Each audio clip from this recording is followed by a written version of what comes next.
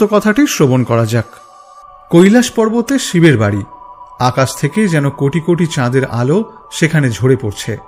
গন্ধর্ব, কিন্নর, যক্ষ ও বিদ্যাধরদের গানে কৈলাসের শিবলোক যেন পরিপূর্ণ হয়ে আছে। এমনই একটি দিনে মা ভগবতী পদ্মার সঙ্গে বসে গল্প করছিলেন।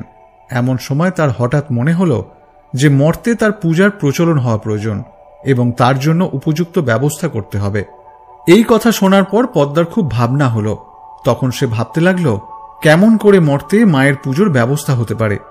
পদ্মার এই ভাব দেখে মা বলল, এর জন্য কাউকে ভাবতে হবে না, তিনি নিজেই তার পূজার ব্যবস্থা করবেন। আর করলেনও তাই। মায়া করি ধরে মাতা জরাতির বেশ, হাতে লাঠি কাঁধে ঝুলি উড়ি পড়ে কেশ। এমনই এক বুড়ির বেশ ধরে মা চললেন মর্তলোকে।